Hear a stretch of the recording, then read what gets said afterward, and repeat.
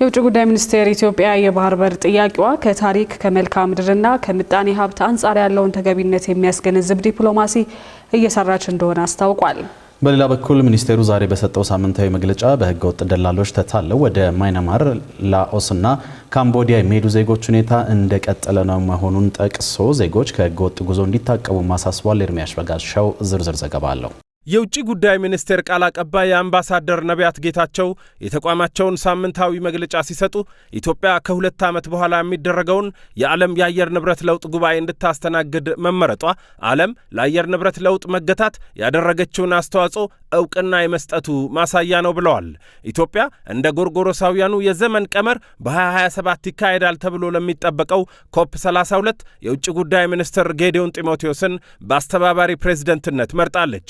ሚኒስትሩ በዚህ ኃላፊነታቸው ከሀገር ውስጥ ተቋማትና ከተመድ የሚመለከታቸው ተቋማት ጋር አብረው በመስራት የጉባኤውን አጠቃላይ ዝግጅት ይመራሉ ተብሏል።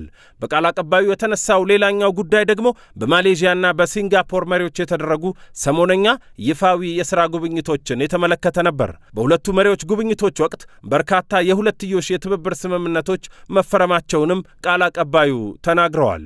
በመሪዎቹ ጉብኝት ወቅት ኢትዮጵያ ከሀገራቱ ጋር በነዳጅ፣ በታዳሽ ኃይል፣ በግብርና፣ በቴክኖሎጂ ሽግግር፣ በዲጂታል ኢኮኖሚ፣ በስራ ፈጠራ ክህሎት፣ በሲቪል ሰርቪስ አስተዳደር፣ በቱሪዝም፣ በስማርት ከተማ ልማት፣ በሌሎችም አድማሰ ሰፊ ጉዳዮች ላይ ለመተባበር ስምምነት ተደርሷል። የኢትዮጵያ ዲፕሎማሲ መንገድ ዋና ግቡ የሀገሪቱን ብሔራዊ ጥቅም ማስፋትና ማጠናከር መሆኑን ይህ ጉብኝት ያረጋገጠ ነው። አገራችን የዲፕሎማሲ አካሂዷን ገቢር ነበብ በማድረግ ኢኮኖሚያዊ ፋይዳ ባላቸውና የተለካ ውጤት ባላቸው ጉዳዮች ላይ ትኩረት ማድረጓም ይህንኑ የሚያረጋግጥ ነው። ከዚህ ባለፈ ቃል አቀባዩ ባለፉት ጥቂት ወራት የተለያዩ ሀገራት ኤምባሲዎቻቸውን በመዲና አዲስ አበባ በመክፈት ሥራ መጀመራቸውን ገልጸዋል። ስሎቬኒያ፣ ኮሎምቢያ፣ ስሎቬኪያና ማሌዥያ በቅርብ ወራት ውስጥ የከፈቱ ሀገራት ሲሆኑ በዚህ ሳምንት ደግሞ ሲንጋፖርና ሄቲ የመክፈት ውሳኔያቸውን አስታውቀዋል። ይህ አይነቱ የሀገራት ውሳኔ እየተጠናከረ መምጣቱ አንድ እውነታን በግልጽ የሚያመላክት ነው። አዲስ አበባ የዲፕሎማሲ መዲናነቷን ከመቼውም ጊዜ በላይ እየተጠናከረ መምጣቱን ለዚህ ማስረጃ የሚሆነውም በየጊዜው እየጨመረው የመጡ በአዲስ አበባ የሚካሄዱ ዓለም አቀፍ ጉባኤዎች መካሄድ፣ የዲፕሎማቲክ ሚሽኖች ቁጥር መበራከት ራሱ አንድ ማሳያ ተደርጎ ሊወሰድ ይችላል። ባለፈው ሳምንት በደቡብ አፍሪካ የተካሄደውና ጠቅላይ ሚኒስትር አብይ አህመድ በተጋባዥነት የተገኙበት የቡድን 20 የመሪዎች ጉባኤም በመግለጫው ላይ ተነስቷል። ጉባኤው የኢትዮጵያንና የአፍሪካን አቋሞች ማንጸባረቅ የተቻለበት ብቻ ሳይሆን በርካታ የሁለትዮሽ ውይይቶች የተካሄዱበትም ነበር ተብሏል። ይህ በእንዲህ እንዳለ የአሜሪካ የአፍሪካ ወታደራዊ እዝ አዲሱ አዛዥ ጀነራል አንደርሰን በኢትዮጵያ ጉብኝት አድርገው ከጠቅላይ ሚኒስትር አብይና ከጠቅላይ ኤታማዦር ሹም ፊልድ ማርሻል ብርሃኑ ጁላ ጋር በተለያዩ ቀጠናዊ ጉዳዮች ዙሪያ ተነጋግረዋል።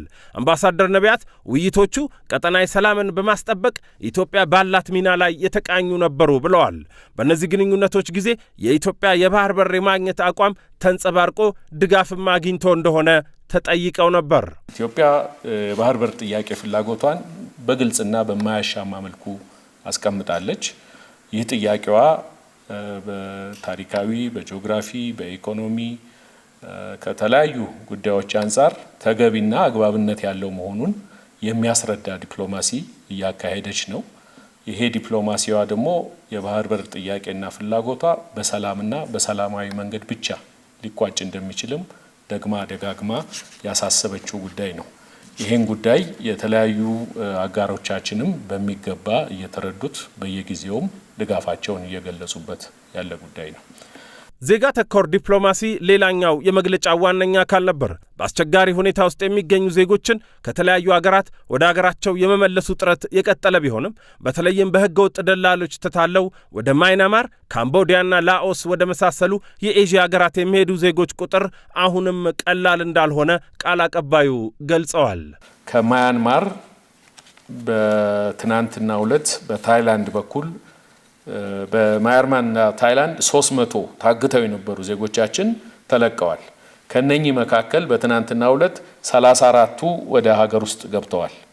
የተቀሩት እንግዲህ በህጋዊ መንገድ የገቡ ስላልሆኑ በኢሚግሬሽን ቁጥጥር ስር ናቸው። እዛው ማያንማርና ታይላንድ ውስጥ ማለት ነው። ስለዚህ አሁንም ዜጎች በተሳሳተ መረጃ በህገወጥ ደላሎች ተታለው ወደ ተለያዩ ሀገሮች በመጓዝ ለእስራትና ለሞት እየተዳረጉ በመሆኑ መንግስት ዜጎች ከህገወጥ ጉዞ ራሳቸውን እንዲከላከሉና እንዲያስጠነቅቁ ዛሬ በድጋሚ ማሳሰብ እወዳለሁ። ወደ ውጭ ሀገራት የሚደረጉ ጉዞዎች፣ የስራ ቅጥሮች በህጋዊና መንግስት ባስቀመጠው አሰራር ብቻ ሊሆን እንደሚገባም ለማሳሰብ እወዳለሁ።